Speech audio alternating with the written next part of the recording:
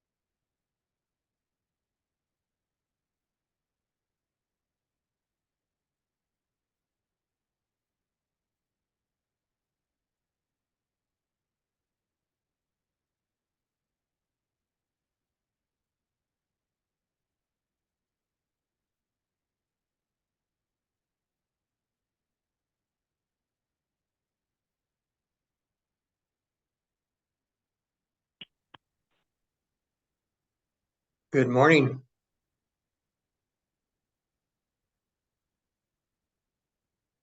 I can hear you. And how are you this morning, Ellen? Sick. Good. I don't see you.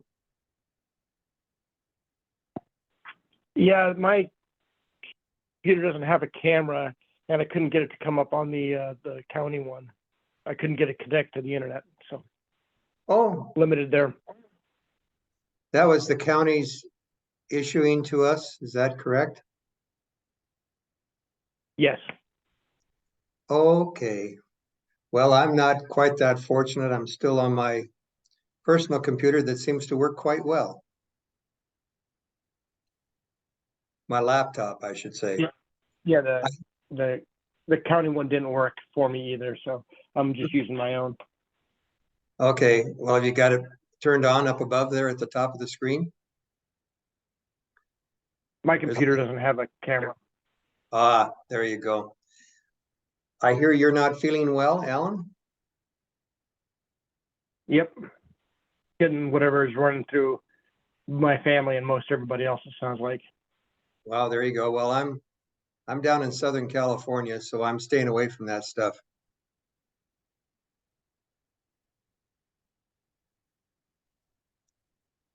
So I thought I'd break out of my routine and join everybody this morning. I hope you get feeling better.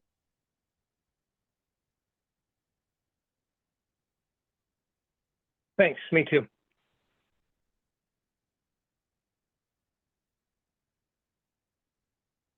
Good morning, everyone. I'd like to call to order the Spokane County Planning Commission. Today it's Thursday, February the 15th, 9 a.m. The public may participate in person or remotely utilizing web and telephone conference links. *6 to speak. Individuals are limited to 1 3-minute comment period during the meeting. Please keep your comments specific to the current agenda item. Chat is not supported. So today we have 4 commissioners here present, and we have 2 are here by way of our electronic media. Clyde, you're there. Good And morning. Alan Nolan. You can hear us, right, Clyde? I can hear you. Just a matter of order. We can mute Clyde if we need to, right? Is that if we need to? Is that a That is we have that ability, right? No. We can't mute. Oh, doggone it. All right. Well, thanks for participating. We'll start. Logan, let's start with you, and then we'll go our friends on the screen here. Logan Camporiali, Wayne Brokaw, Pete Rayner, Stephen Pohl Clyde Hossey. and Alan Nolan. Alan, thank you very much for joining us. And you as well, Clyde. Thank you. Okay. The first order of business will be to entertain comments from anyone who would like to address this commission for items that are not, I repeat, not on this agenda. Now would be the time. Do you have anyone online that would like to do that? If they should raise their hand. I don't see anyone in the audience other than our esteemed, colleagues from the county. There they are. No one has a link. Okay, no one wishes to speak during the public portion of it. All right. Today is the first portion of our agenda is public hearings. I'd like to we'll open the public hearings for all three, or you want to open each one separately, one at a time? Okay, at this point in time, I'd like to open up the public hearing for FAC 01-23 Farm and Ag Conservation for parcels 48184.9056 and 48184.9057. The owners, Stephanie Shelley and Eric Shelley. Without objection, the public is open. Public forum is open. Robert, you have the floor, sir. Good morning, everyone. Robert Brock, Department of Building and Planning. I'd like to start off by saying it's been a while since we've discussed open space issues before this body. And so I might briefly review why we're hearing them. So the Open Space Taxation Act was approved in 1970 with the goal of promoting the production of food, fiber, and forest products, and also to protect unique cultural and scenic places. In this county, the Planning Commission has the role as serving as the Public Benefit Rating Board, which is an advisory board to the county commissioners. And so essentially your function is to review the proposals presented, review the planning's department's work, our analysis, and then make a recommendation to the board on how they should act on these. So there's three basic categories of the open space program. The open category, which is the one for protecting places with unique cultural, historical, and ecological or scenic attributes. We're not hearing one of those today. There's another category called designated forest, which, as it sounds, protects forest land, and that one's administered by the assessor's office, and you don't hear those. And then we have farm and agriculture, which is the largest of the categories, and a subcategory of that is called ag conservation, and that category is for folks that have good farmland, but for one reason or another cannot farm it. And there's sort of two tracks to being in the farm and ag conservation program. One, you've been farming it, but you've aged out. You can no longer farm due to age or injury, basically. And the other is, for some reason, you are not currently farming it. Likely you've been audited by the assessor's office, and you need to get out of ag because you haven't been able to prove your income, but you are capable of farming it. And if you're capable of farming it and you want to continue to farm it, you can come into the ag conservation program and produce a farm plan, which is a 5-year plan to get yourself back into the agricultural category. So that's sort of an outline of the program. And I thought it might be interesting to actually see how many acres of land, or what kind of percentage of land in the county is actually in this program.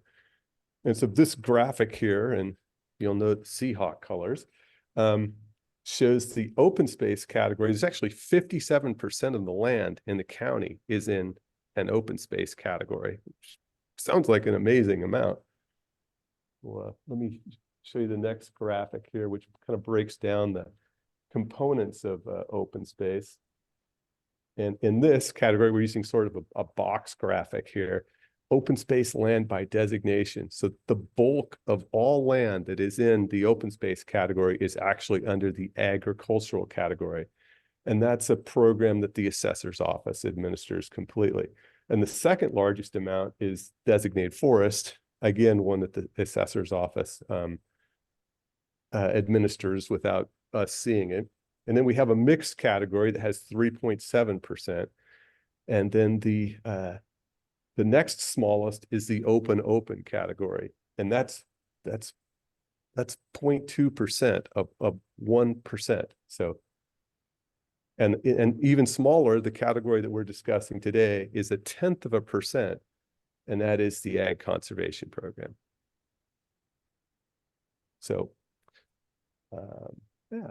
So I guess we can probably move on to our first application.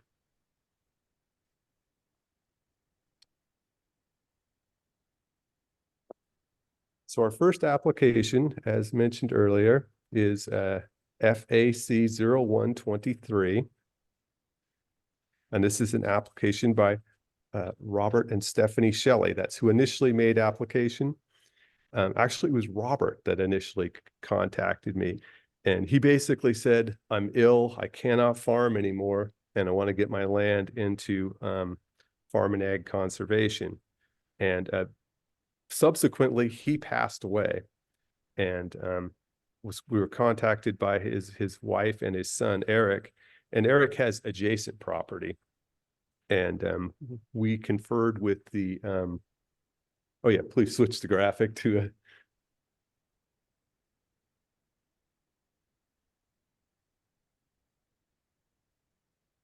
There we go. So this is a illustration of where the property is.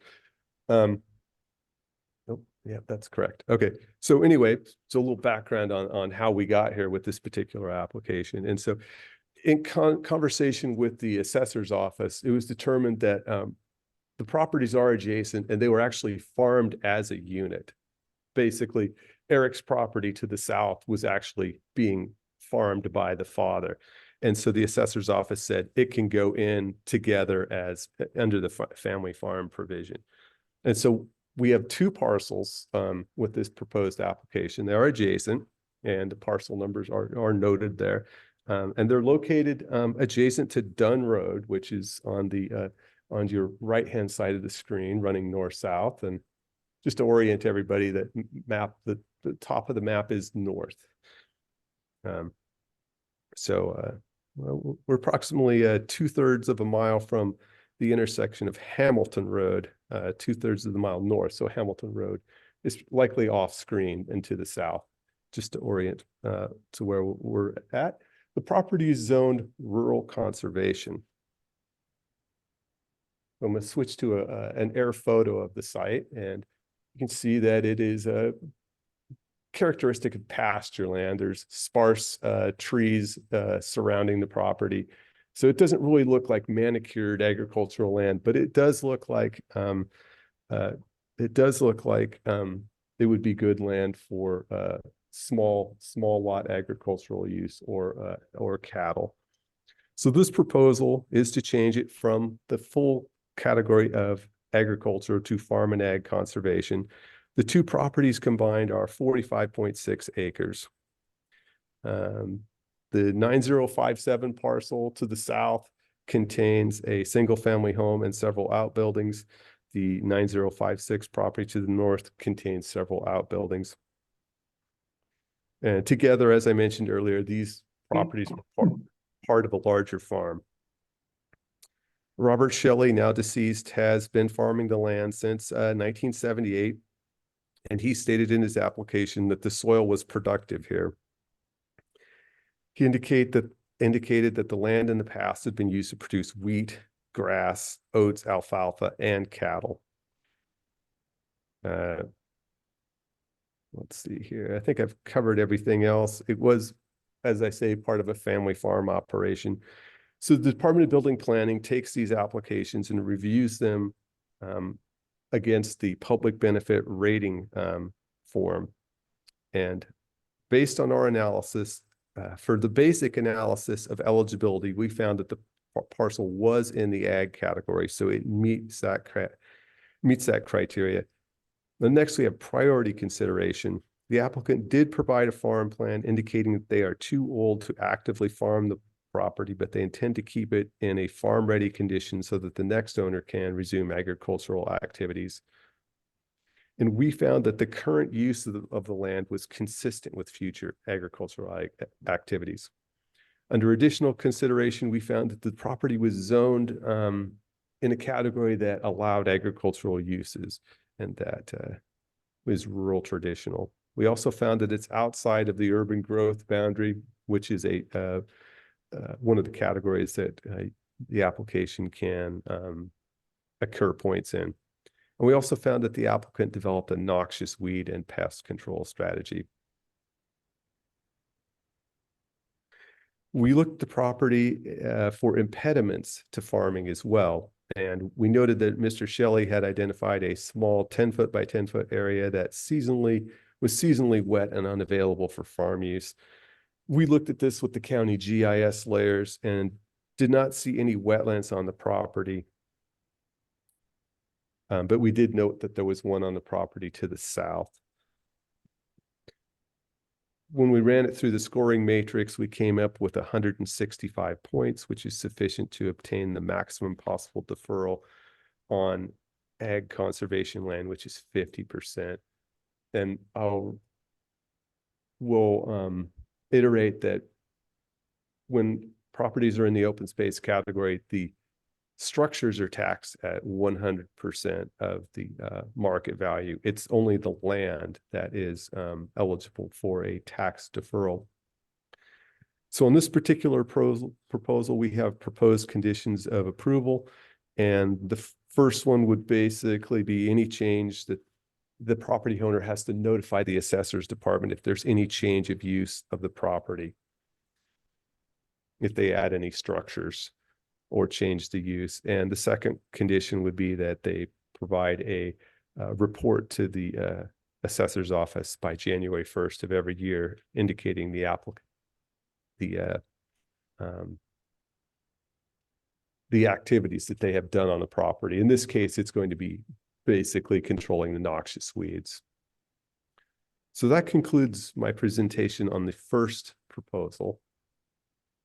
Would you care to take them individually? And do you have any questions on this one? We'll be taking these individually. Comments from the commission and from Question, Public. and this really applies to all of them. It's more of a curiosity, but is the ag conservation a higher tax rate than just if they were just farming it? That's question number one. And then I thought I saw it throughout these, there were like a 5-year time period. Is that in our code somewhere, or how do, and what happens in the 61st month? Do they have to reapply? Okay, so I'll take the first question, and that is the tax deferral rate. So if you're in a full ag or say a timber production category, it's not uncommon that your tax deferral would be 90% or more on the property. In fact, it can be higher. And so I think that there may be a sliding scale, and it's assigned by the assessor's office, might be how productive the land appears to be. But in ag conservation, the maximum deferral is 50%. So it's significantly less. So if you had $100,000 piece of property in full ag, it might be less than 10,000 that you'd be assessed for on the property. But in ag conservation, it would be 50,000. What about the 5-year term? The 5-year term is something we developed to encourage people to get back into agricultural production. Now, with this particular application, its tract is age or injury. So these folks do not have to do anything. It can stay in there indefinitely until they sell the property. And then the next owner will have the opportunity to farm it. But if they're capable of farming the property, then it's a 5-year farm plan to get back into the assessor's office. I mean, are these people having to, I'm aware of Biden moments at my stage in life. These are older people. Do they remember this stuff? Are they gonna get? Well, I suspect that the assessor's office probably sends them a notice every year requesting. But they don't have to go back through the hearing. No, they don't. And the assessor's office has the ability to, for good reason, increase the amount of time Yeah. that they're in the program. Thank you.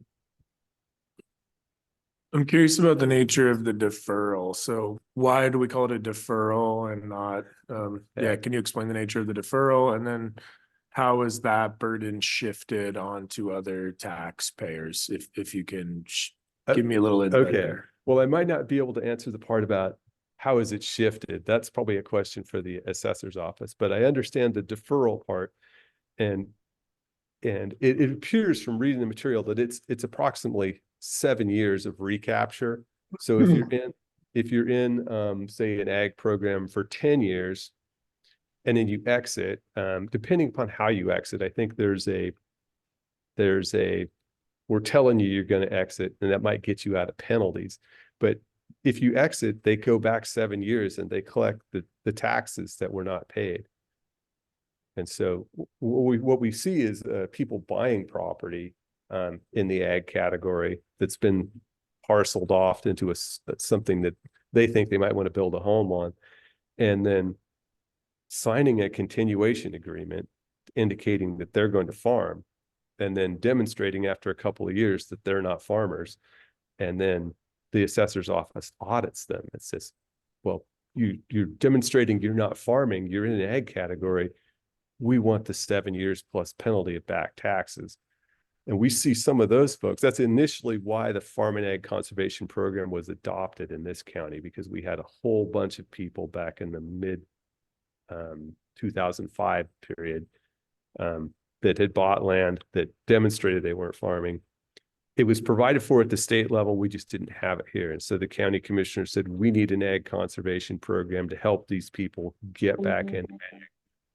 And so, that's sort of the history of how that came about here. It was provided for in the state statutes. We just didn't have that till I think about 2008.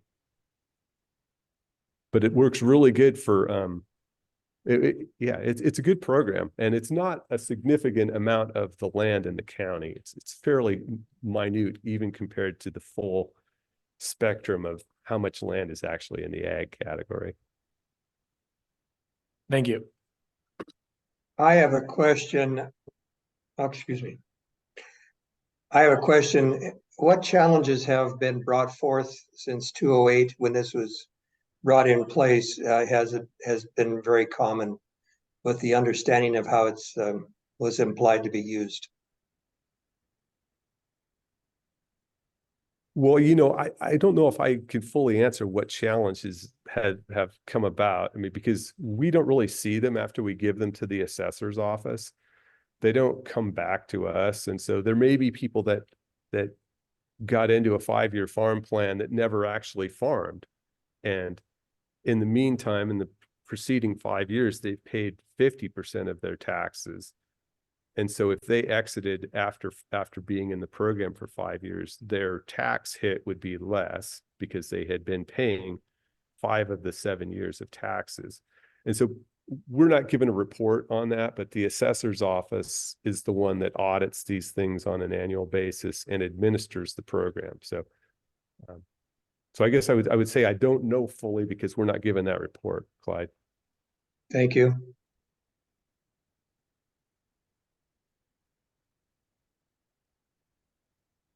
More questions? Anyone have their hand raised in our audience? No, by the way, Melissa, that's Melissa. She's on the list. Oh, this telephone call down here.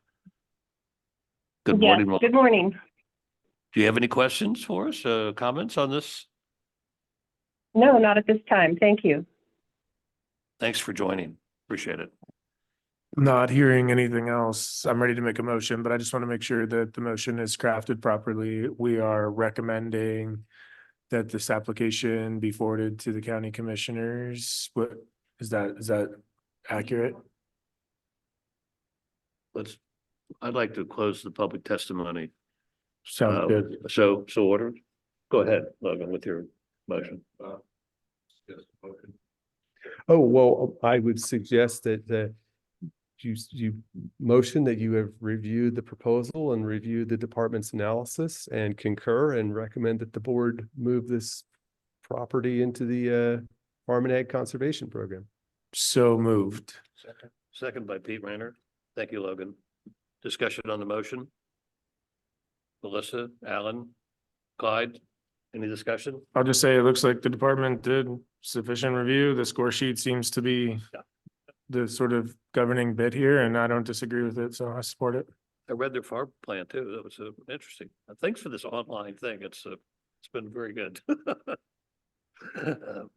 Okay, all those in favor signify by saying aye. Aye. All opposed by saying Aye. nay. Aye. Thank you. All opposed by say nay. Unanimous. So ordered.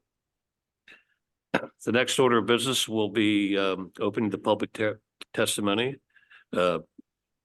for FAC 02-23 Farm and Ag Conservation for parcel 47234-9017 and 47234.9018. Owners Mark and Vicky Fouts.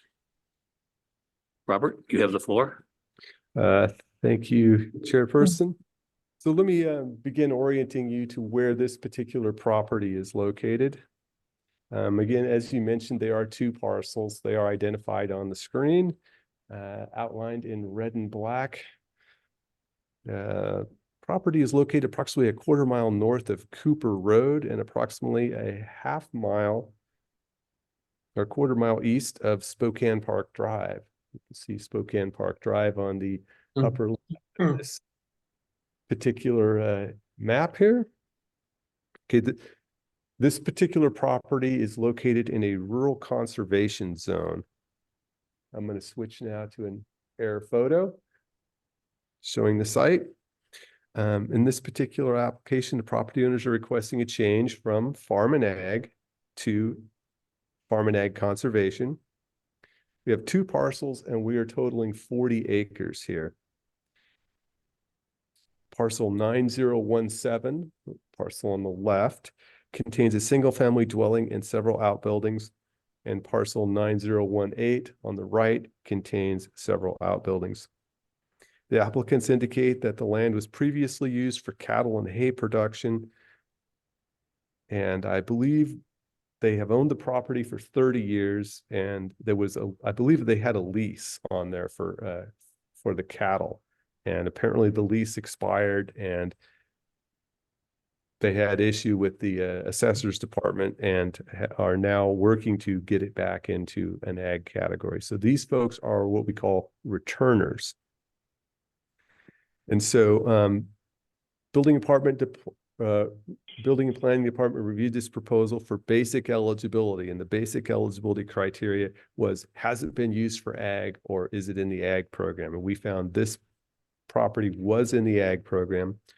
Under priority consideration, we have determined that the applicant has provided a farm plan indicating they are hiring an agricultural consultant to determine the plan. They have proposed 2028 as the first year for qualifying agricultural product production.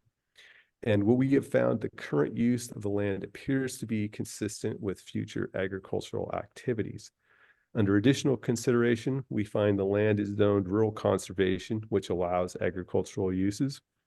We find that it is located outside of the urban growth boundary, which gets them some points on the scoring matrix.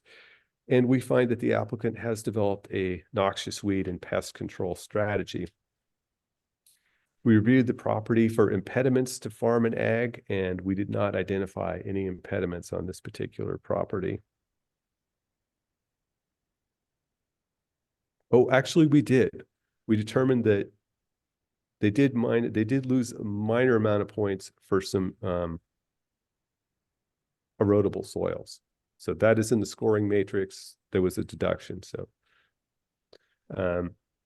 So after we scored the property, that we found they scored 157 points. The threshold for maximum possible tax deferral of 50% is 150 points. So we have provided some proposed conditions of approval. And those are that the applicant notify the assessor if there's any change of use on the parcel or if they construct any buildings. And we are suggesting that they provide an annual report to the assessor's office by January 31st. Then it will also mention that properties that are moved into an open space category through this body are also accompanied by an open space taxation agreement, which is a slightly more detailed agreement than you're seeing. And it is signed by the applicant, it is signed by the board, and it has details of what happens if you default on your obligations, and basically outlines the parameters of being in the program a little more in depth. So there is that there is an open space taxation agreement with all of these that the applicants and the Board of County Commissioners are signing. So that concludes my presentation on this particular proposal. Comments from the commissioners? Where are those Observations? additional stipulations outlined? Are those in our packet? Those, The additional stipulations would likely be standard stipulations that have more to do with exiting the program or requirements or such transfer requirements, things like that. but the ones that you mentioned, like that we were gonna have them, that we were gonna sign an agreement with them, or is that agreement, that's something that's not in our packet? No, more it's detailed? not. Got it. I can bring one next time we have one of these before this body, if you'd like. Commissioners online, any comments? Clyde, Alan, Melissa, No, any further comments from those present here? If not, I'd like to close. We're going to close public testimony on 02-23. Now that it's closed, it's terrible. Entertain a motion to approve, recommend. Is that what we're going to do? What's the best way to phrase that? If you'd like, we could simply reuse the language from the first motion and you could adopt that. When someone makes that motion, it won't be me. I'll try. I move that we are in agreement with the analysis conducted by staff, and we recommend this FAC02-23 for recommendation to the County Board of Commissioners. I second. Second by Wayne. All those in favor signify by saying aye. Aye. I, Aye. Thank you. It appears to be unanimous. So done. So moved. Next, I would like to open public hearing on FAC-01-24 Farm and Ag Conservation for parcel number 24092.9004, owner Loretta Magnuson. Robert Brock, you have the floor. All right, commissioners, start by orienting you to the particular location of this proposal. We're out on the West Plains now, and this particular parcel is located at the corner of Hallett and Spotted Road. Hallett Road transects the map going east to west or left to right, and Spotted Road is running north-south or top to bottom. Properties outlined in red and black. It is a single parcel, and we find it is in the urban reserve zone. Switching to an aerial photo. Particular property is 77.29 acres in size. The application indicates that the applicant can no longer actively farm the property due to age. She is 80 years old. Ms. Magnuson also stated that the land has been used in the past for alfalfa, hay, and livestock grazing. And she indicates that she has done some recent fence work around the perimeter of the property. Ms. Magnuson states that in her application that she'd like to keep the land for future agricultural use for a grandchild or other family member. And she also says that the property has been in her family since before she was born. So Building and Planning has reviewed this proposal for basic eligibility. And we found that the property is currently in the agricultural category, so it meets basic eligibility criteria. As far as priority consideration, the applicant has provided a farm plan indicating that they are too old to actively farm the land, but they intend to keep it in a farm-ready condition so the next owner can resume a qualifying agricultural use. And we find the current use of the property consistent with future agricultural uses. Under additional consideration, we find that the property is zoned urban reserve, which allows agricultural uses. And we find that the land is located outside the urban growth boundary. And the applicant has additionally developed a noxious weed and pest control strategy. Impediments to farming were reviewed, and we did find out that there were several wetlands on the property. And so they consisted of less than 10% of the actual size of the property. And so there was a corresponding reduction in points in the public benefit rating form. After all the points were added up in that form, we concluded that the property would score 160 points, which is sufficient to obtain the maximum possible deferral of this program, which is 50%. We have some standard conditions of approval, and those are the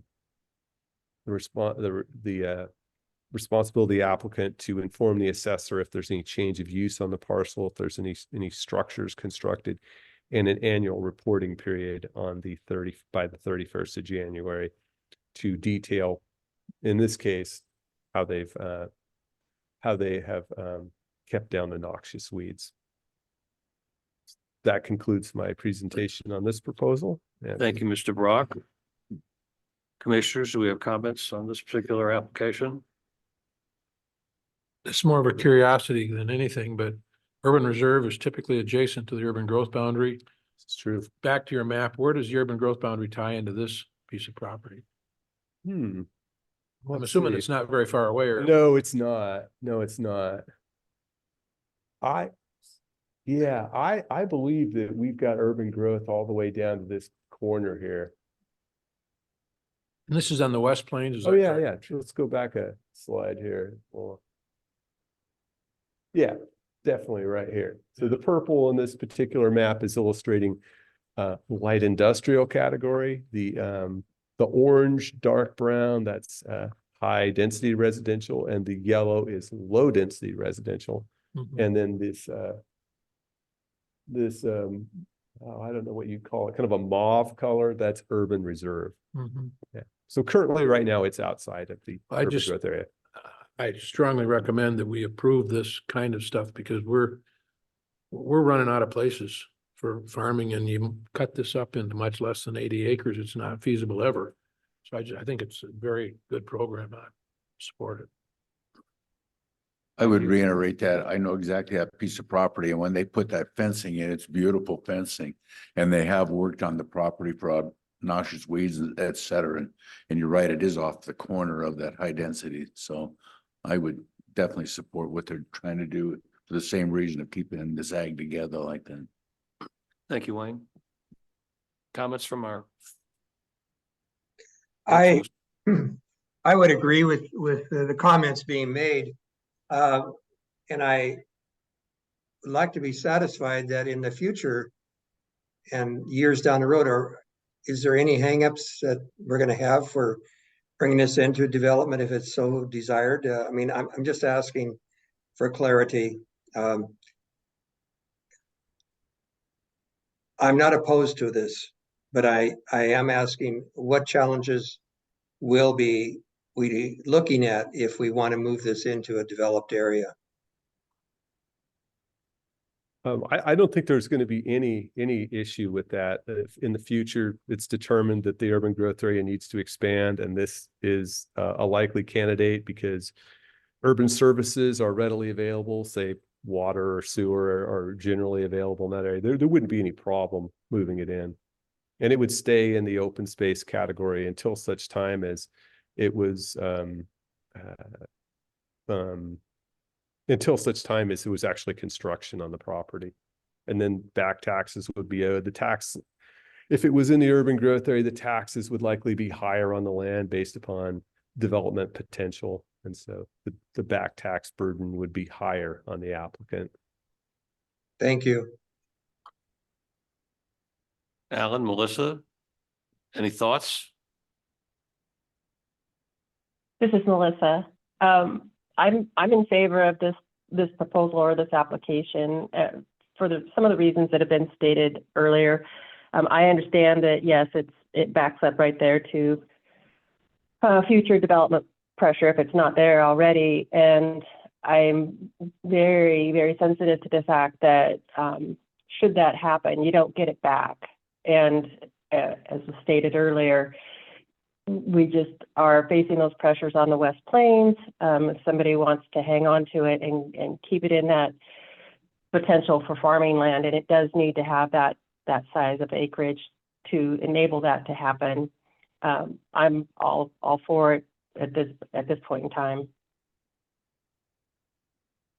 Thank you. Alan? No comments. Thank you. Okay. Any other comments? Chair will entertain a motion to close public testimony. Okay, so ordered. We're ready for the vote. And we've been doing the heavy lifting today. That's okay. Logan, so we'll rely on you to.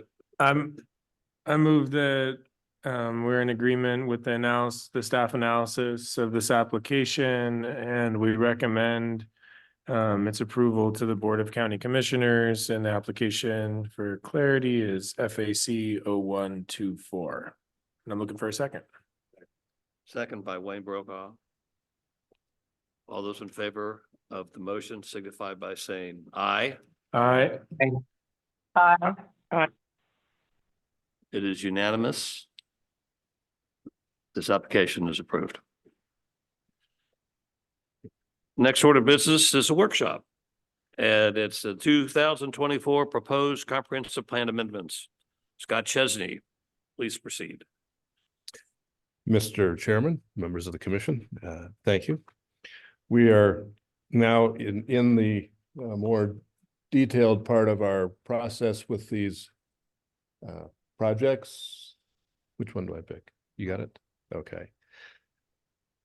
Now, there are 4 applications that are new this year, and then there are 3 that have carried over from the last cycle. We're going to go through them today. There's no action being requested today. This is the chance to ask us questions or make comments that we can address in the upcoming weeks, so that when these come back for a public hearing at your first March meeting, we will be able to address any comments and questions from the commission, and you're welcome to take comments from the public at this time too. This is not a public hearing, but this is a workshop format. So as you know from the Growth Management Act, we do this once a year. All amendments need to be considered as a whole for their overall impacts, as well as our concurrency analysis. And this year, you can see these are the ones that have carried over. And for a change from the last few years, we have one in one of our small towns on the northern edge of Spangle, amendment number 5. These are the 3. You can see the 4 new ones on top. It's CPA 02, which is close to where we were a couple years ago. Low density to high density. Another project in the Hastings Farwell corridor. One in the Meade area, and then the one in Spangle. And then the 3 below are those that have carried over from the past. CPA 2 from 22. That was the one that first started out as 108 acres of mixed use on the West Plains, was continued again last year, being reduced to a 38 acre mixed use project. CPA 722 is the industrial project in our heavy industry lands, and 1123 was carried over by the board last year to allow for additional public comment from interested parties and neighbors in that area. These last three have all been initiated and are in the process. We're bringing them back through this, but you will not be necessarily acting on those three this year. They will continue with comments from the commission back to the board for their consideration later in the year. These are the 6 criteria that are in our code for accepting zoning amendments, and they're also used for the comprehensive plan amendments. You've seen these several times. Any project must meet at least one of those as the first hurdle to get over. And then we look at cumulative impact and the concurrency analysis as we find out more about these projects. And so remember, at this stage, these are initial applications.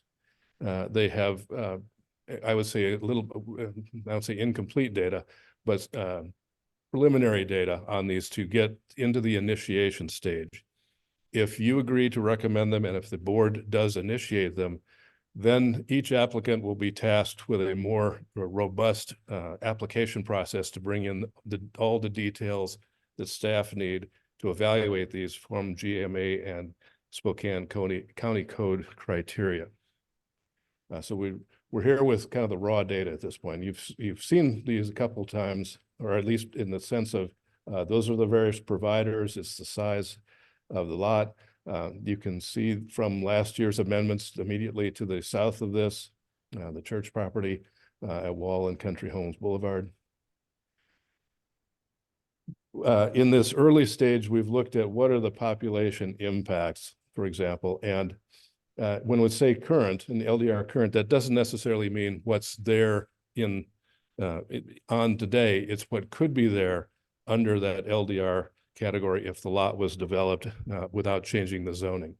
But you can see here the population and the residential units go up by 16 units and as much as 20 population at this rough guess stage. Here's more of a vicinity or context map. This is the first check of, for multifamily projects, we have the criteria issues of being near to commercial areas, near to parks, near to schools, near to things like that. And so you can see here, quarter mile, half mile, 1 mile radius from the site. And you can see grocery stores, you can see schools, and it touches parks. So it, again, it kind of jumps over that hurdle for multifamily. Now there's a second part of this that is a more typical process that the city has used in its comprehensive plan process. And we're bringing this to you really as kind of a discussion point. You can see we've made more of a land assembly from the requested parcel, which is at the top of that outline stack, including the other 3 around that intersection that has clearly been, developing more as a high density residential. In other ways of looking at this is the single parcel in the public interest, or should we look at assembling or at least zoning for a future redevelopment of those parcels that are already in that area? And we're bringing this for you, again, not for a decision, but for a kind of a thought experiment at this stage, because this is not a process the county has used, at least in the recent past, to think about broadening those comp plan amendments. We're offering it sort of as a hint of how we would be thinking about comprehensive plan amendments in the future. If we move in a way of saying, if there's a requested amendment, what's the very logical kind of end game for what's be happening here, and try to put that in front of you so you can kind of see what's being asked and also what could happen as a bigger project. So again, we're not looking for any answers, but we're open to comments and suggestions if you're open to this idea, or if we want to just consider the parcels as a whole. And we'll be asking the board for their opinion as well, but we wanted to show it to you in this context. Scott, can I ask a question of clarification, please, on that map? Of course. I know that the city and the county have a weird boundary in there. And how does it lay with these properties that we're talking about? And is the city aware of what we're talking about at this time, if it's close to their growth area? Well, it is in the urban growth area. The city had a chance to be briefed in their preview comments on this. And as we noted, this is actually a process that the city uses more frequently in terms of adding an assembly of parcels when a single parcel comes in for a request. Thank you. I've got a question. We're in the county, we're not in the city. But what's happened in the last 2 years is warp speed. And assuming it continues, that property in the city is under Boca, is the numbers we have are way off. But given what's happened at the legislature, people that aren't aware of Boca and the trends that are coming, and you used the term with us a few months ago, form-based zoning as opposed to whatever. Anyway, it's, we're heading into some crazy times, I guess. And yeah, there have been a number of small changes made at the state level that ripple down into the city. The city does have the BOCA program. All of them are about increased residential density. The county made that determination in 2020 to declare an emergency and move the LDR rates from a maximum of 6 units an acre to 8 and to 10 as a density bonus with if duplexes or that sort of shared arrangement was included in the project. The legislature is clearly working on that same issue again this year. We would expect, as we do the comprehensive plan in 26, we will be making allowances for that kind of flexibility in a much different way than having to have specific hard-edged zones that move, from 8 units to 15 units to 24 units. We would anticipate having a more blended approach that looks at logical places for things to grow that can take advantage of infrastructure that's already in place. So that's kind of the idea behind suggesting assembling other parcels into a piece here, because it's like, well, the future is headed in this direction. This seems like a logical approach to consider. Mr. Chairman, if you'd like to entertain any public comments on Amendment 2, we'd be welcome to step aside for a moment. Now would be the time to comment on this particular action, this comprehensive plan amendment. Do I hear comments from our commission? Or from the public? Or from the public? Yes. No one has it. Who is that? Melissa's number? No. Oh, sorry, I just moved my phone, but I will just put the comment out there that, yes, I'm aware of the city kind of process of accretion, adding to some of the requests for comprehensive plan amendments. And in a lot of cases, rightfully so, it does make sense instead of letting them come in piecemeal to look at it more big picture and what might be coming down there or logically would come down the road in front of staff to address piecemeal or for applicants. But I've also seen it used rarely, but kind of willy-nilly. So just as a cautionary note, this seems to make sense to possibly throw that into the mix to add those few other parcels to the comprehensive plan initiation request. But just to keep that in mind is if this is a direction the county takes in the future, to examine those situations carefully. Thank you. Other comments, public commissioners? We're happy to move on. Yeah.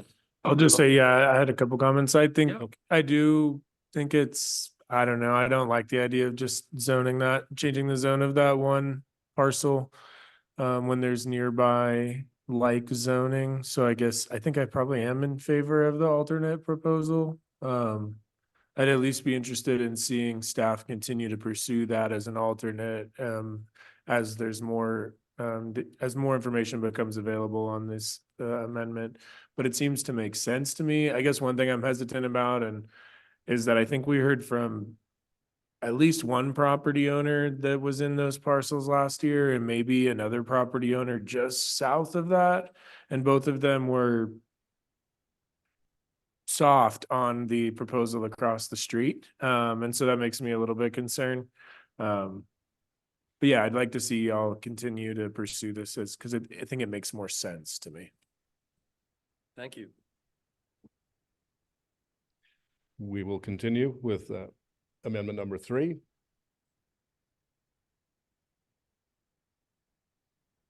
Here we are again in the Hastings Farwell corridor, where we've had several amendments over the last 3 years, including one of those immediately to the north of this.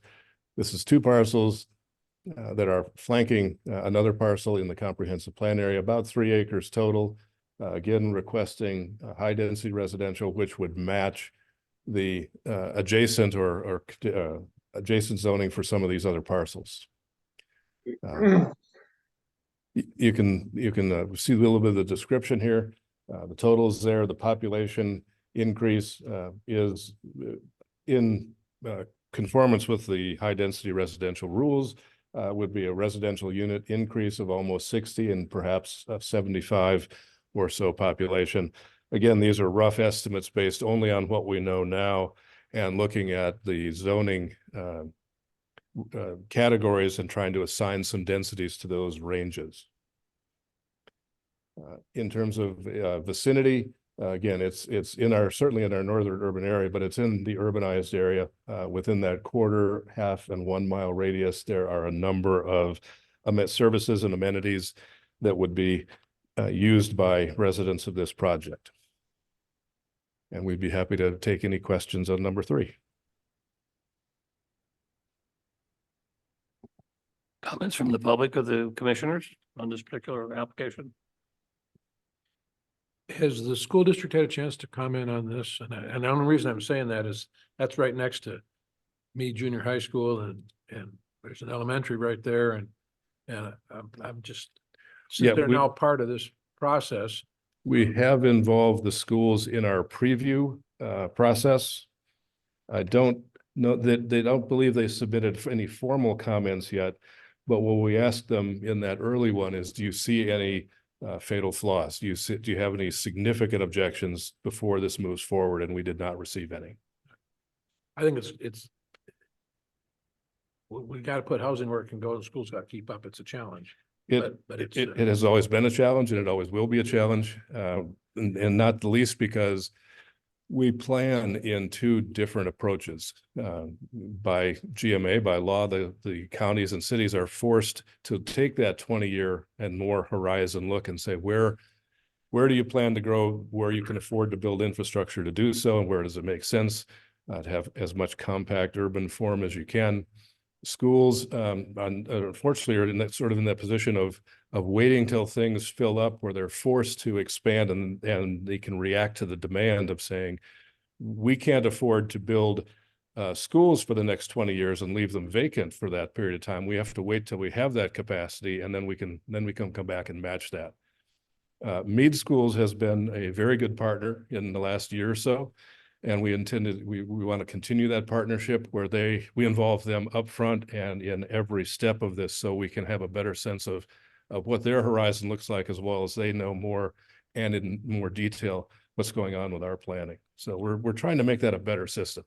one other question is, these are 2 parcels that are separated by a 3rd parcel. Yeah. And it makes me think of, is it Mary's Place up by Sacred Heart Hospital? Yeah. Is there anything in land use that would? The map is a little bit deceptive. That's the comprehensive plan map. And there's a distinction here because of past zoning changes in the area that predated all of us. The zoning map, that intermediate parcel, is already high density residential. And so we're not creating an island in between. We're actually unifying the zoning around it. And most of those are also in common ownership. So it looks a little bit different on the map, but it makes a little more sense when you think of it that way. Makes a lot more sense. Yeah. Mr. Chairman, anything else? More comments from anyone? All right. Proceed. We will go to Amendment 4, which is a little more creative approach than we've seen. Again, Farwell Road, but further east up against the BNSF line that moves up in through Hilliard and up to our friends north of the border, the Great White North. This is an industrial slice, 5¼ acres or so, really left to its own. I think we can presume that that plan and zone was put in place simply as a factor of rail served possibilities when you want to have that opportunity. You can see the providers there surrounded. Well, the rail is of course a barrier except for Farwell Road, but surrounded on the west and north by residential. Importantly, this isn't an area that is not currently provided with full urban services. It is in the urban growth area, but the county's sewer stub is about 1,000 feet west of the border of this site. It's in Farwell Road. You can get there from here, but it will not be an inexpensive task to bring services into this site. Obviously, going from a light industrial to a residential classification is a easy net increase in units and densities. You can see that here, but it would be in the realm of providing housing when you've got this sort of odd triangular site that is not being used for industrial, and you can find a way of putting in, 80 units and serving 100 and some people for residential. That's a nice bonus for for people looking for a place to live. Proximity, because it's on the edge, and the radius line or the radii from these are a little deceptive, of course, because of the barrier of the railroad. But because it's right at the corner of the UGA, there's not much on 3 sides of this, and only schools and some little limited school open space to the west of that. And I would be happy to take any thoughts or questions on number 4. Yeah, I see this one as Water District 3, and I know that they've previously expressed concerns to us before, but they didn't comment here. Did we just not hear from them? Are we worried about their ability to provide water here? They, since we had their initial concerns, they have worked with ecology to transfer what they have in excess, which is irrigation water rights, into domestic taps. That process has been at least partially finished, and there were no objections at this early stage to this happening. We're very aware of that. And one of the things that we'll be talking with you about in parallel to the comprehensive plan is updating the coordinated water system plan among all of the providers, so we have a better idea of that. That hasn't been done since the 90s. And while water rights don't necessarily change, the wet water side, who's got pipes, who's got reservoirs, who could serve, has changed a lot since the early 90s. And so that plan is being updated alongside of the comprehensive plan, chiefly because of what we've run into in the past. It was like you make an assumption that because the Spokane Valley Rathdrum Prairie aquifer appears to be infinite, that we have water everywhere, and we don't. Spokane County has some real challenges in certain areas for water, and we need to understand better where those are if we're going to plan for 20 years of growth. Scott, to help me better understand, I saw the railroad tracks were commented about. What involvement do they even care what we're doing? Or are they just going to put their foot? I mean, are they participating in any form of this? The BNSF? We will reach out to them if this is initiated by the board. Historically, since we're not asking anything of them, we would not anticipate that they would participate in any way.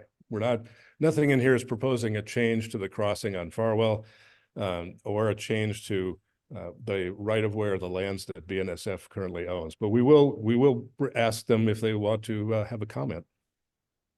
Thank you, because I know that it is going to increase the crossing traffic, and I didn't know if they were going to say, no, we can't accept that. I don't know. I haven't had a lot of good success with working with the railroad. They can be challenging, but we agree. Thank you. More comments?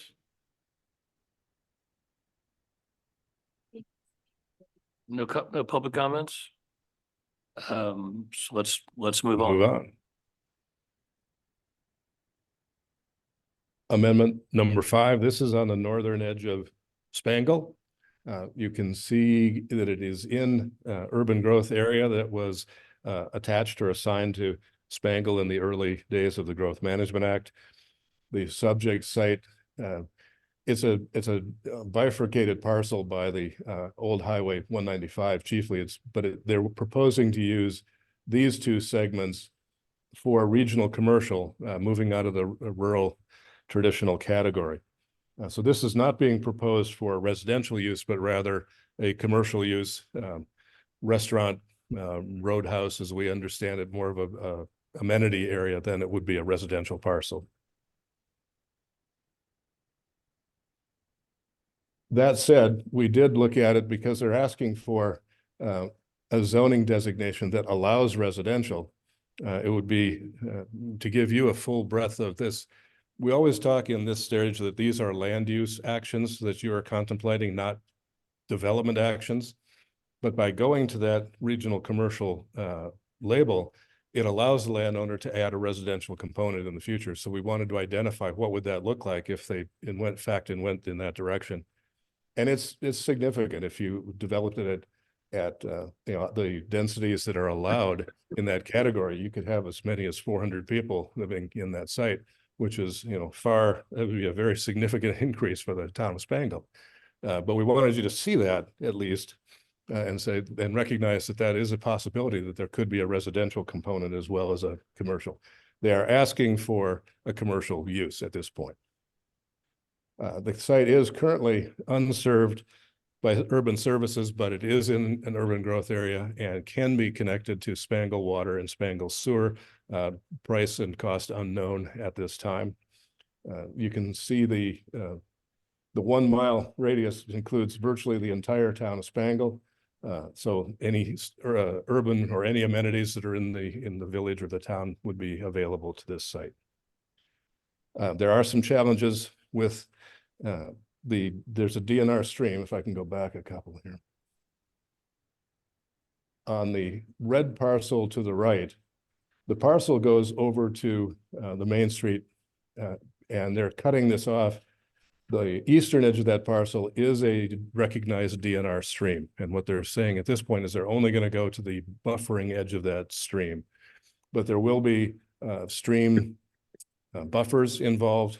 There appeared to be wetlands on there, but with further investigation with Spangle, those were former sewerage lagoons and overage lagoons.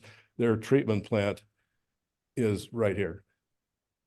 And so they were using this area as an overflow area, which those have now been taken out of service. And so this will no longer be a wetland area that would have wetland buffers that would affect all of this property. So but there are still going to be some challenges to the development of this site. But we're happy to take questions. This is a real simple question. Why wouldn't we do this? I mean, I can think of a lot of reasons why to do it and why not to, but it's an alternative style of living is just one thought that comes to mind. And maybe there's a lot of people that want it. Then I look at the nightmare we have where 195 ties into I-90. How does 400 homes impact that? How's that? Anyway, it just, this is out there in terms of stuff we've looked at quite a while. It is. And from that perspective, we were excited to see the opportunity. One of the things we want to talk about in the 26 update is how do we, the county, help our smaller towns and cities that want to grow, don't want to keep losing their younger population to Spokane, to Chicago, to Seattle. What can we do to help as policymakers make it more inviting for development to occur and stay in these small areas? And they've got UGA attached to them. We will be looking at that UGA land in comprehensive fashion, but really keeping an eye on how can we help these cities grow. And so to see some possible investment out here is exciting. Now, to go back there, we have processed a plat for this a couple of years ago that didn't go forward for whatever reason. Could have been, the ends of the COVID era, whatnot. So there has been talk about growth in Spangle. So this is a kind of another piece of that. So, and from our perspective, remember, we're looking at this from statutory and code requirements and hurdles. Does it qualify to be considered as a comp plan amendment at this stage? Not, do we like what they're going to do? You know, that we can talk about that when the full application comes in, but we're at this point, it's like, are we able to process it? And so far, we don't see a fatal flaw. I have a question. Is the applicant the city of Spangle as it exists? Or is this a No. private individual? It's a private individual. It is the landowner themselves. And is this different than the plat that you were mentioning? Or is Yes. this the same site? No. This is a different site. I feel like during that plat process in 2019 or 20, whenever that was, that Spangle had some concerns about their capacity to provide water. They don't say anything here in the agency comments. Did they say anything about, I feel like it was like a, capacity issue, not being able to pump enough, for the system not having being modern enough, but I'm curious for any additional context. The initial contact we have had with their public works staff, such as it is, indicated only that they believe they could serve this project. But we don't have the parameters of what that means yet. Is that to the degree of 490 homes were built, they could still do it? No, Clyde, that assessment didn't come up. The discussion with them that the landowner had with them, and then we subsequently followed up, was based on the commercial use only. But that's a good question. Thank you. I suspect that residential use would probably cause some angst.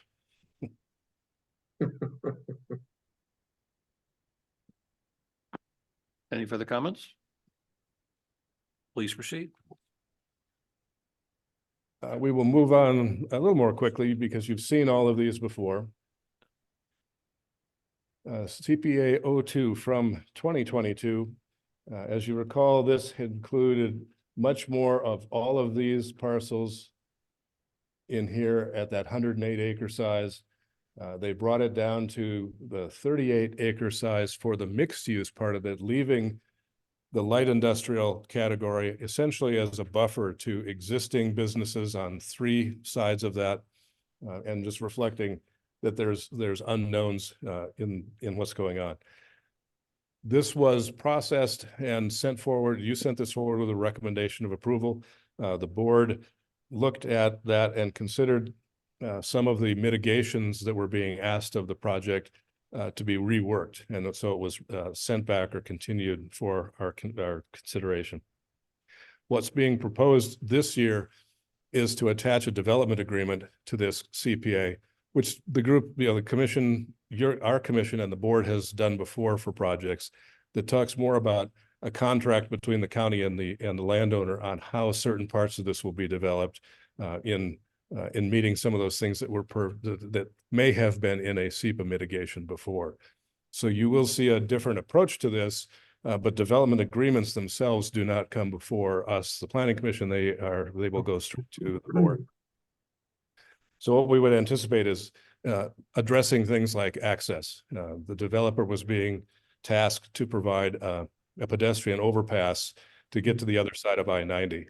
That's a fairly expensive piece of infrastructure to lay on a single property owner.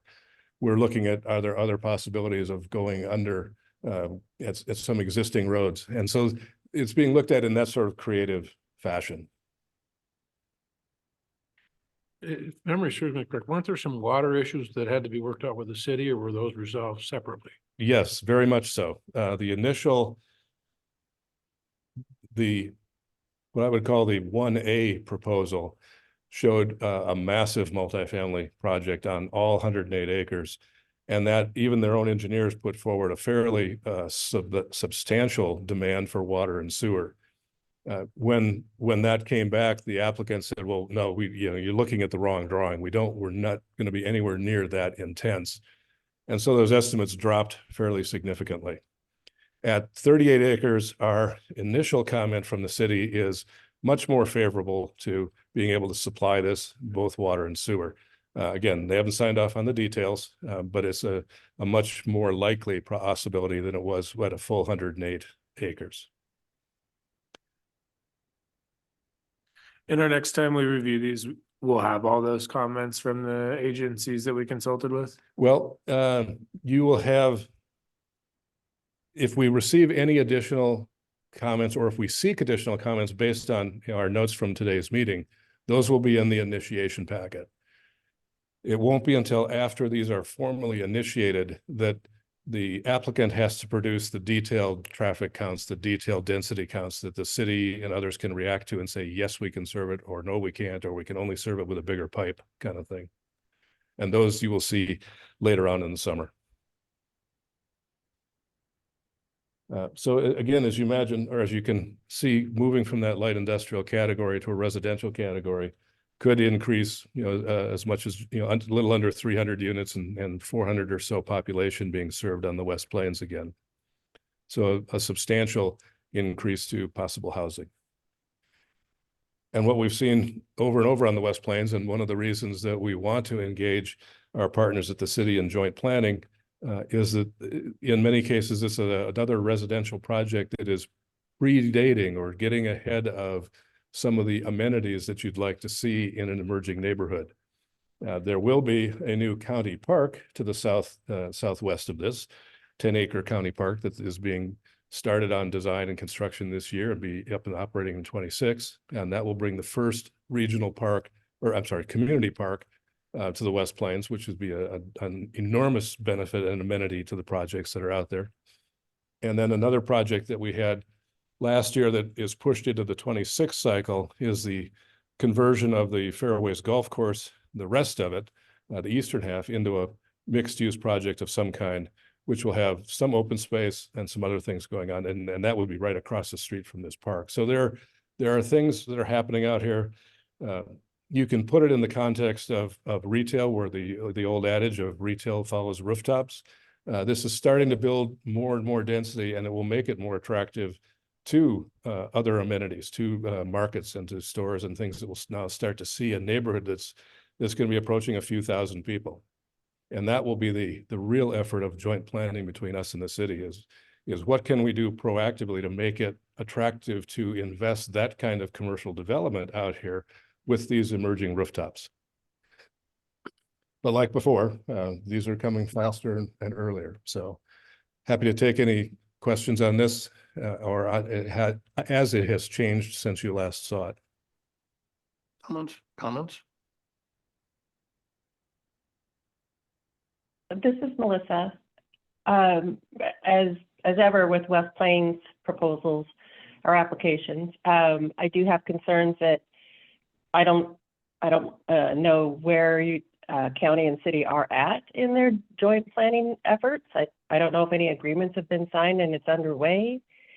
I am concerned that rooftops are coming before those types of agreements and before infrastructure planning is completed and possibly the financial implications are underway. I'm pretty sure this was one of the ones that WSDOT was concerned about with the interchange at Grove and I-90.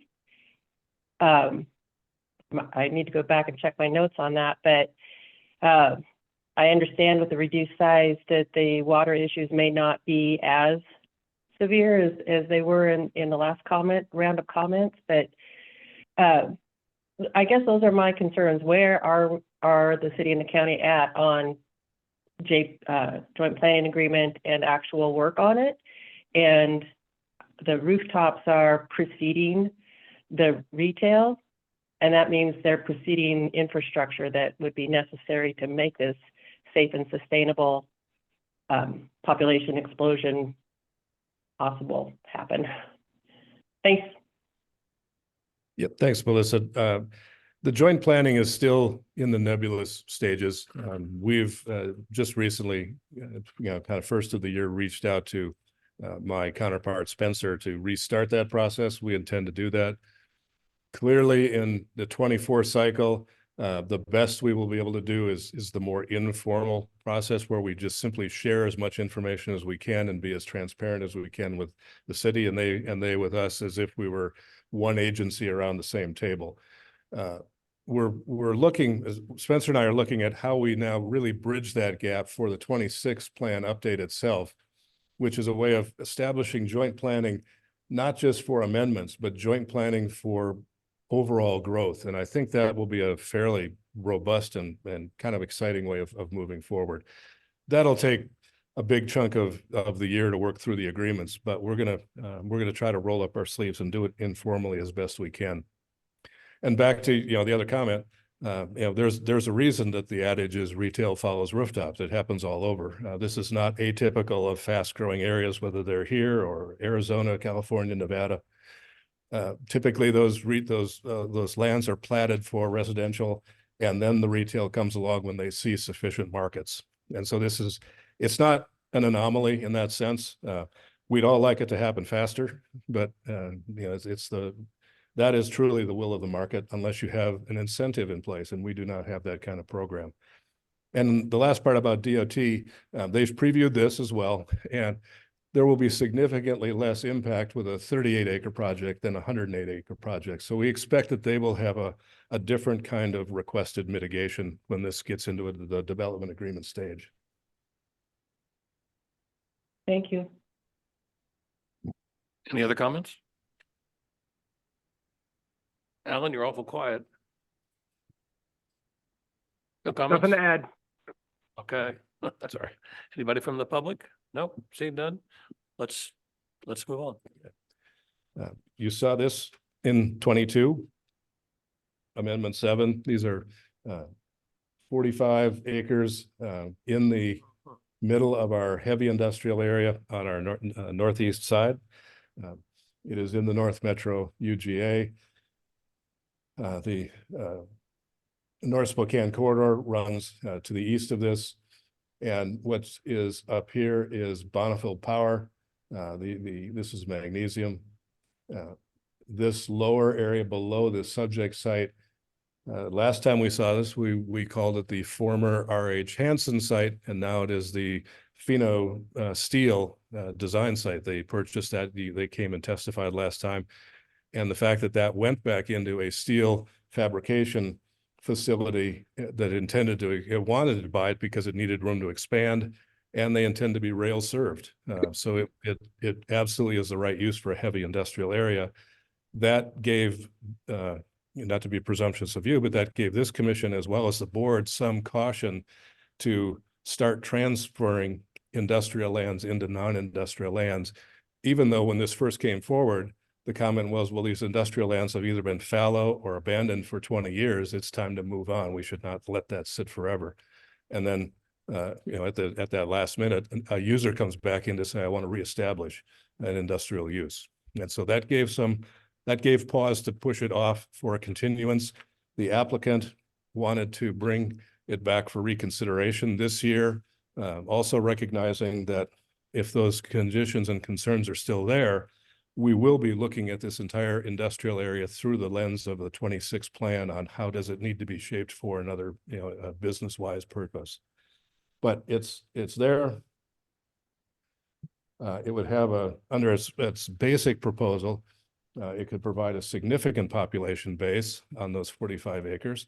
And of course, the concern of the steel company was, well, now I've got residents on my north border and I want to bring in trains 3 times a week with steel coils on them and make a lot of noise on here and then ship the stuff back out. I don't want complaints coming into my phone 24 hours a day. That's a balance that we will look at, but you as policy recommenders will have to be taking into consideration. And in terms of that proximity analysis, quite honestly, because it's in the middle of an industrial area, it is not close to schools or grocery stores or open space. Those lands were not intended to be. In fact, the point of heavy industrial zoning then and now was to separate those uses as distinctly and cleanly as possible. So happy to revisit this. Comments from the commission or the public? You said there's residential use, but that's not actually what they're seeking. They're seeking regional commercial, but it does have a residential use. Is that what I understand? And then do we know anything about, I know we're not at that stage, but do we know anything about what their actual plans are? We do not. As you recall, when the discussion was taking place in this room, after the steel company had identified itself, the applicant said they were seeking the regional commercial designation because it had the most flexibility. What they wanted to do was a mix of single family and multifamily homes, assuming that they would be the catalyst for the rest of that area transitioning out of industrial uses. We took that same approach to bring it back at this stage. When it goes through, and again, it's been initiated, we will be talking with them. It's like, do you have a more distinct proposal? Is regional commercial still on the table, or do you have something else for us? So we knew they told us they wanted to do a residential based project, but they're using the regional commercial tool to do it. This one is the toughest one to me. As a landowner, how long are my hands tied by some zoning issue that happened 100 years ago or 50 years ago, or, you know, whenever J.J. Hill started Hilliard? It is the only spot in the metropolitan area that doesn't have significant transportation issues. It's close to the north-south freeway. It's, I mean, there's a lot of things for us to consider. Do we hang heavy industrial out there? The big catalyst to heavy industrial has a huge bullet hole in it, and that's because of the contamination in Hilliard, where the railroad property is virtually unbuildable because of the contamination. So I think this is something that we really need to look at with our eyes wide open. We need housing.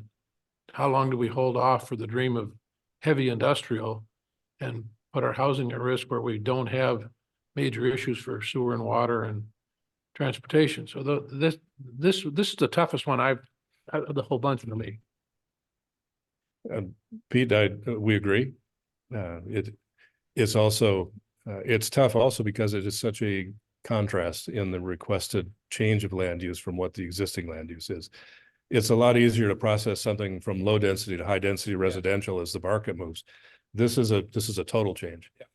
And I had the feeling last time that if Fino Steel had not been at the table and said, we're buying this, and made the commitment to do it, so they've closed that purchase, that transition probably would have been started. It had support from the commissioners to say, yep, it's been out of play for a long time. We need housing. Here's somebody that can put in enough housing for 600 people. Why would we get in the way? There are other challenges, water and sewer. It's technically in a water district called Kaiser South. Kaiser South is a zombie district. It dissolved years ago, and no one has been able to share or show us where those water rights reside or whether they were just liquidated, no pun intended. There are 3 districts around this, including the city of Spokane, that could serve it with water. And both urban services for the city touch the western edge of these parcels. So while there are no services right there, they're like Amendment 4 this year. They're within a few thousand or a few hundred feet that could go in there. So not a fatal flaw by any means. So those things can happen if they need to.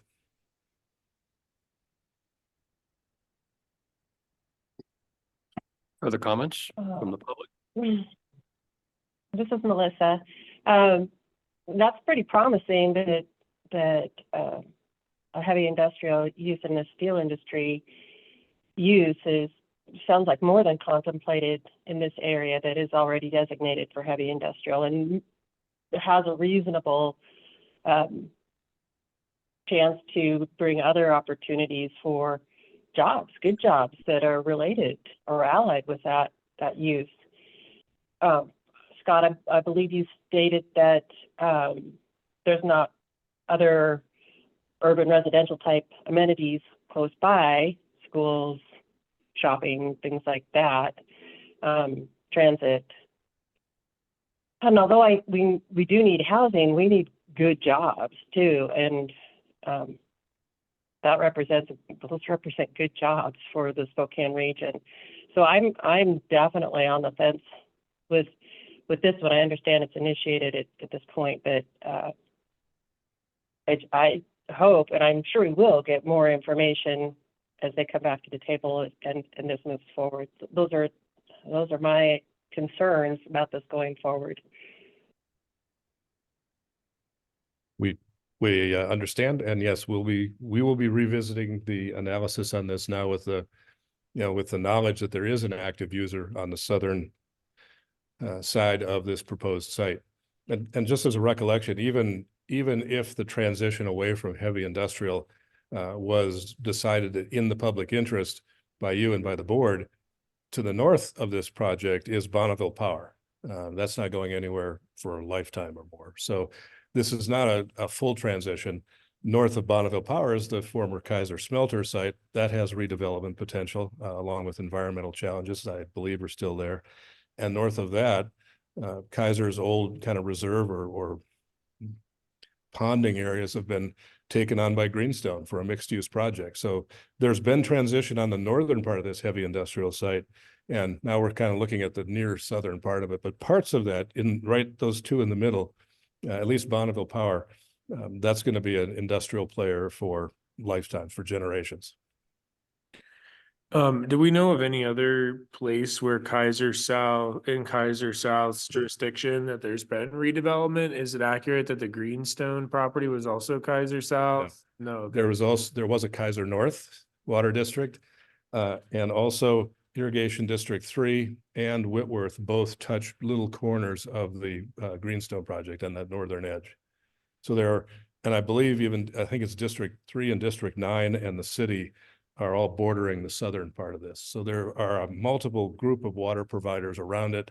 There was Kaiser South and Kaiser North. Kaiser North water did transfer to someone, and I don't recall who. Kaiser South apparently just disappeared. And it was a very small district, not much bigger than the project site.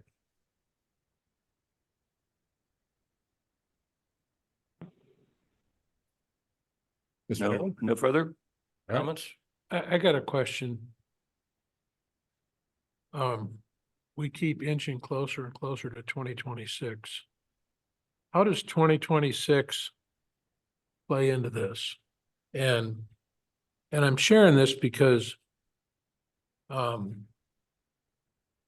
got a lot of history with that part of town, and I've dealt with a lot of market makers at GSI and elsewhere. And they've said, we can fill this if you can solve the infrastructure, the contamination problems. It seems to me it's kind of like our southern border. We'd rather fight about it than solve it.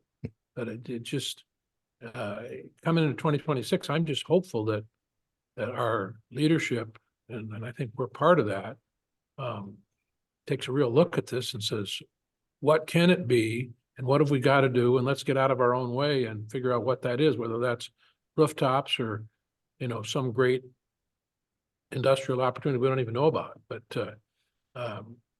in bits and pieces, we can't solve it. It's a bigger problem than that. That's precisely the issue. In a past life, we had a lot of success working on environmentally challenged sites, working through remediation, finding end users early on in the process so that you had a deal to be done while you were doing the cleanup. Because most of those where it was called clean and green at the time. You got a grant to go clean up your site, but there was no end user in mind. So you'd pound a sign in the dirt and say open for business or for sale.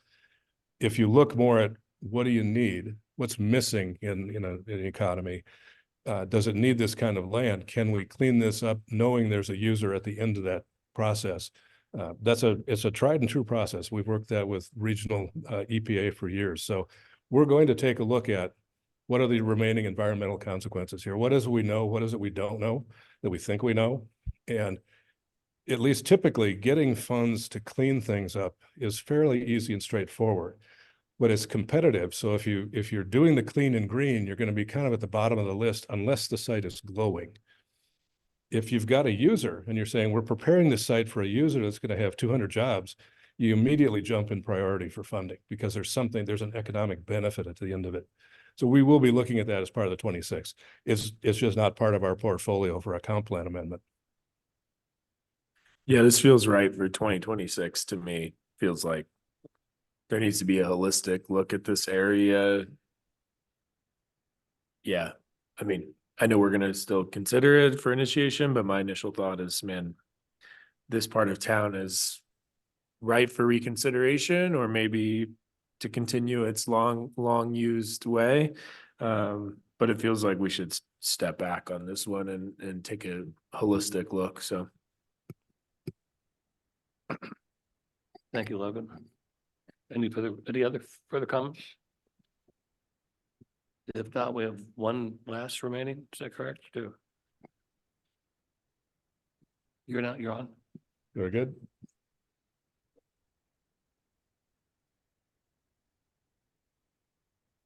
Commissioners, this is 1223. You saw this last year. You recommended its approval. The board took into account concerns from neighbors and surrounded or interested parties that they felt they didn't have sufficient notice or time to register their comments with us before that took place. They asked us to simply carry it over to renotice it and take more comments, and nothing on this project has changed. We won't be asking for any new action from you, but we will be bringing it back at the public hearing simply to open that for additional comments to satisfy the board's condition of continuance. And as you remember, it's a low density to high density residential project on North Mill Road, a couple of vacant lots with that wildlife, or was described as a wildlife area behind, or at least an open space area behind it. It would bring in potentially 30 new units, maybe 30 to 40 population. And at the north fringe of the metro, most of the amenities are to the south that would be part of this project. But again, nothing in the project proposal is different from what you saw last year. Thank you. Comments on this? Yeah, just curious. I know we talked about this last bit here, but I want to make sure I understand when we go to initiation this time, or is it after they're initiated, the applicants are going to have to notice sending their mail notice and their sign notice at that time, as opposed to in the fall time frame when that had to happen last year? Is that accurate? Yes, that is accurate. They have been notified, the applicant has been notified, they have to notice this in a legal matter for the public hearing that will be before you in March. So this group, even though they now know about it from last year, they will be noticed prior to the initiation. That's great. And that's the case for all of the applicants, is that right? Or is that just? That's correct. Wonderful. Thank you. Mr. Chairman, that's all we have. Anybody on the screen want to talk? Other than that, I think that concludes. We thank you for your presentation, Scott.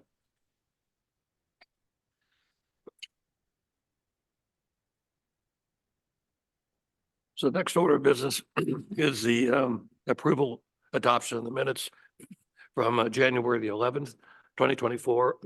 We should all have copies of those and have read them. Chair will entertain a motion to adopt those minutes, and we will discuss them and then move for the vote. Let's have somebody from the screen move for the adoption so we can anchor our commissioners on the screen to some of today's actions. Clyde looks very happy up there. Yeah, I think he's watching another show or something. I'm getting ready to go out and play tennis. Yeah. You go, Clyde. Well, I'd be happy to oblige you, but that is one of the things I did not actually see. So I didn't even have a chance to review them. So I'm not sure where they are to make a motion even. You were not present on that one? No, I was here. I don't see it here for the minutes to make a motion. He didn't read them. He didn't read them, right? Okay. I had an opportunity to review them this morning, and I would so move that we would accept them as they were presented to us. Is that a motion to adopt the minutes? Yes. Do we have a second? Second. By Pete Rayner. Discussion, if there's any additions or errors or corrections that need to be made, now would be the time to bring those forward. If not, the chair will move. Just since I can't see the minutes, I don't see where that folder is, I'll abstain. I missed that transmission. He's going to abstain. Abstain, okay. Yeah. Thank you, Alan. I also didn't see the minutes, but I also wasn't here, so I will abstain. Agenda packet.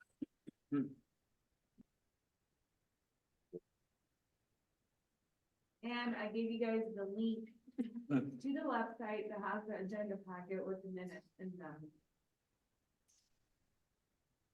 If it moves us along. I can I'd hear sec- you, Ella. I see the C pairs. I saw the FCAs. I guess I don't see where the minutes were. You scroll down and then there's an agenda packet. And then, you hit the agenda packet and it's within the agenda packet. Right? Okay, I got it.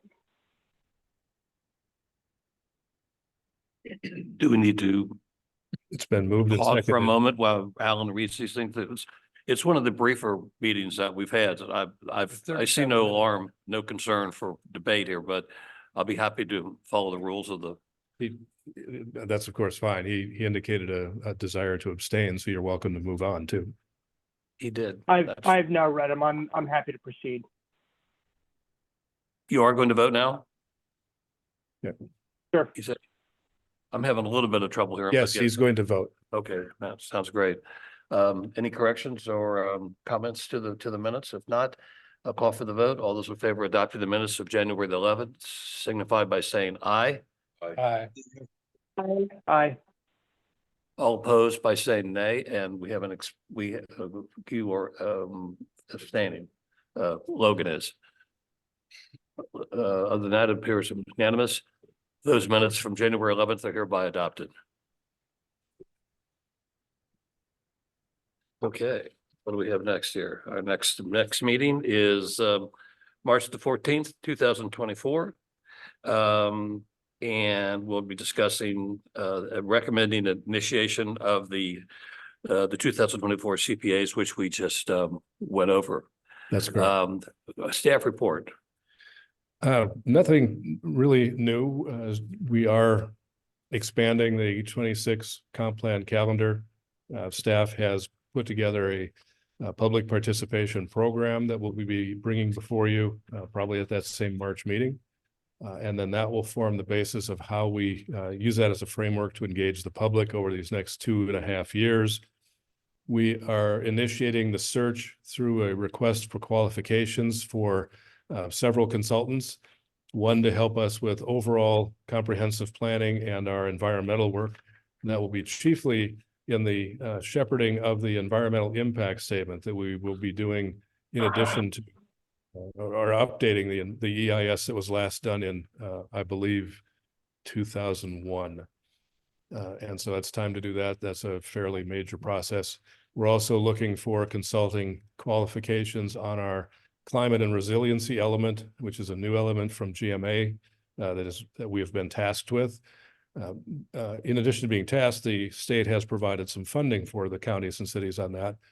And we have partnered with about, I think, 10 of the small communities in the county that the county planning staff will do the climate and resiliency work for those small towns in partnership with them, recognizing that first off, we want to be good partners. And second, those towns don't have capacity to do this themselves, even with the funds provided by the state. There's no point in 10 or 12 different municipalities trying to hire consultants at the same time when we can hire one firm and do it all in that kind of partnership. So really pleased that we've kind of built that relationship with the small towns. And so that's coming forward. By the time we see you in March, we will be well on our way toward that public rollout. And probably at the second meeting in March, we'll have it devoted to the 26 comp plan. Thank you, Scott. I'm so pleased to see that our new planning staff has endured through this one more iteration. Thank you very much for joining us. Are there comments for Scott before we close out this meeting? Now would be the time to add any comments you might have for our planning director. Yeah, just one. Again, you'll have to forgive me since I missed the last meeting, but I noticed it looks like we're just for sure meeting once per month this year, and then we have space for a second meeting if necessary. Is that the? We, no, we intend to meet twice. Okay, We got a little bit, we moved our schedule for the comp plan initiation out from February 29th to March 14th to allow for a more complete analysis that will come before you. And that left the 29th really with nothing there. So we're going to use that to work on our comp plan stuff. The intent, though, is to try to focus the routine business of the Planning Commission at your first meeting of the month, use the second meeting of the month for the 26 comp plan update discussions and workshops. But we intend to hold 2 meetings for the rest of the year with the probable exceptions of November and December. cool. It does say on our website right now, regular meetings are going to be held 9 a.m. on the first Thursday after the second Monday. So we may want to add just a note that we are likely to have a second meeting on whatever Yeah, that day would be. Yeah, it normally was there. I'll check that. Thank you. Yep, no problem. Thank you, Logan. And past commissions, we typically just met once a month, but this is a very unusual cycle. We have a lot of work ahead of us. And so we're right and justified to press as much airtime as we can into these important issues. So thank you very much. Seeing no other comments. Chair will entertain a- This is Melissa. I'm Yes, go sorry. ahead. I do have a question for Mr. Chesney. Thank you for the update on the public participation plan that's coming forward. And I just wondered if you and your staff are contemplating any kind of an expansion of the role of Planning Commission beyond workshops and hearings in the comprehensive plan update process. Absolutely not. We're going to do it ourselves and just drop it on you, Melissa. Thank you. Okay. Mr. Chairman, I'm glad you asked that No, question, Melissa. That is precisely the role that we envision for that second PC meeting every month, is to use that, literally as a planning studio with the commission and staff. Some of those, and we're going to invite the board to at least a couple of those. They may want to turn that around and use their time and invite us. But we're also going to have a couple of those joint meetings fairly early on to talk about goals, priorities, and thoughts. But yeah, the Planning Commission will be pretty deeply involved in this for the next 2 years. Mr. Chairman, Yeah. Stephen, I will be unable to attend on the 14th due to other commitments. But what is the date of the second meeting? I don't recall. Do you have it on your calendar? 14th to the 28th, probably. The 28th, is that correct? Yeah, I believe so, Clyde. Okay, thank you, but I'll be unable to attend on March 14th. Very good. Thank you for the clarification. Any other comments? Sorry, I misspoke and moved ahead without everyone's authority, but now we're straight and everyone's got Motion to adjourn. motion adjourned by Logan. Second? Second by Wayne. All those in favor of adjourning signify by saying aye. All right. Aye. Aye. We are hereby adjourned. Thank you very much for your service. It is 10:45.